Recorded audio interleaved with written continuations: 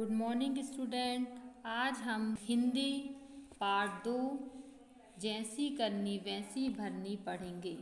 आइए मैं रीडिंग कर रही हूँ, आप भी मेरे साथ करिए। किसी जंगल में एक सियार और एक ऊंट रहते थे। दोनों में गहरी मित्रता थी।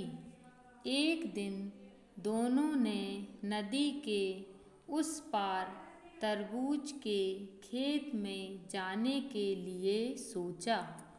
ऊंट ने सियार को अपनी पीठ पर बैठा कर नदी पार की। किसी जंगल में एक सियार और एक ऊंट रहते थे। दोनों में गहरी मित्रता थी। मित्रता यानी दोस्ती।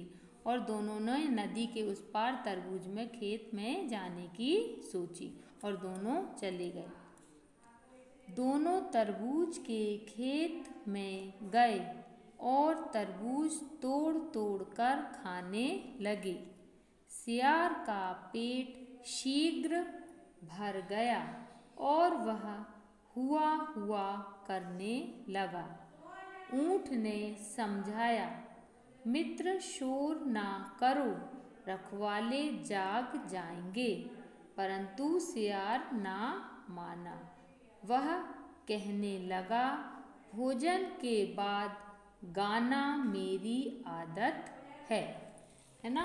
दोनों जन कहाँ चले गए? तरबूज के खेत में, और दोनों तरबूज तोड़ तोड़ कर खाने लगे। तो सियार का पेट था क्या? शीघ्र भर गया, क्योंकि सियार छोटा होता है और जो ऊंट था वह खा रहा था आराम से, क्योंकि ऊंट को तो ज़्यादा खाने की ज़रूरत पड़ती है क्योंकि ऊंट बड़ा होता है। तो जैसे ही सियार का पेट भर गया तो सियार क्या करने लगा? उआ उआ करके चिल्लाने लगा। तो ऊंट ने उससे कहा कि मित्र शोर मत करो, आवाज़ मत करो, क्योंकि तुम आवाज़ करोगे तो जो खेत को रखाते हैं रखवाले वो जाग जाएंगे। मगर उसके कहने पर भी ऊंट की कहना सियार ने नहीं माना और उसने आवाज़ लगाते ही रहा। सियार की आवाज़ सुनकर रखवाले जाग गए। उन्हें देखकर सियार तो झाड़ियों में छिप गया, परंतु ऊंट बड़ा होने के कारण ना छिप सका ना भाग सका। रखवाले ने उसे देखा और डंडों से पीटने लगा। पीटते पीटते ऊंट अधमरा हो गया। लौटते समय सियार ऊंट की पीठ पर बैठकर नदी पार कर रहा था। जब दोनों नदी की धारा के बीच में पहुँचे तो ऊंट ने नदी में डुबकी लगाई। सियार के मना करने पर उसने कहा, भोजन करने के बाद डुबकी लगाने की मेरी आदत है। सियार घबरा गया।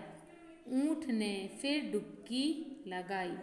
सियार नदी में बह गया। जो जैसा करता है वह वैसा ही भरता है। समझ में आया आपको ये? है ना। इसमें क्या बताया? दोनों जन क्या थे? जंगल गए थे, खेत में काय के लिए गए थे? तरबूज खाने के लिए। और जैसे ही सियार ने तरबूज खाया और हुआ हुआ चिल्लाने लगा तो ऊंट ने उससे मना किया कि तुम शोर मत करो, नहीं तो रखवाले आ जाएंगे। मगर सियार ने उससे क्या बोला कि नहीं, भोजन करने के बाद गाना गाना तो मेरी आदत है। उसने ऊंट की बात नहीं मानी। और क्या हुआ? थोड़े ही देर में रखवाले आ गए और रखवालों ने ऊंट को बहुत मारा और ऊंट को बहुत गुस्सा भी आया कि इसके वजह से मुझे मार खानी पड़ी। अब दोनों जन वापस खा के जाने लगे। तो जाते हुए उनको बीच में फिर नदी पड़ी। तो जैसे ही नदी पड़ी तो ऊंट ने क्या कहा? बीच नदी में आने के बाद डुबकी लगाने लगा। तो सियार ने क्या बोला कि डुबकी मत लगाओ, यदि तुम डुबकी लगाओगे तो मैं बह जाऊंगा। मगर ऊंट ने क्या बोला? खाना खाने के बाद डुबकी लगाना मेरी आदत है। और ऊँट ने डुबकी लगा ली। ऊँट ने जैसे ही डुबकी लगाई, सियार डूब गया और पानी में बह गया। इसलिए जो जैसा करता है वैसा ही भरता है। यदि हम किसी के साथ गलत करते हैं तो हमारे को भी गलत मिलता है, और हम किसी के साथ अच्छा करते हैं तो हमें भी अच्छा मिलता है। इसलिए हमको सबके साथ अच्छा करना चाहिए। इस कहानी से हमें क्या शिक्षा मिलती है कि जैसा हम करेंगे वैसा ही हम पाएंगे। यदि हम अच्छा करेंगे तो अच्छा पाएंगे, बुरा करेंगे तो बुरा पाएंगे। इसलिए हमको क्या करना चाहिए? अच्छा करना चाहिए, है ना, कि सबकी मदद करनी चाहिए, किसी के साथ बुरा नहीं करना चाहिए।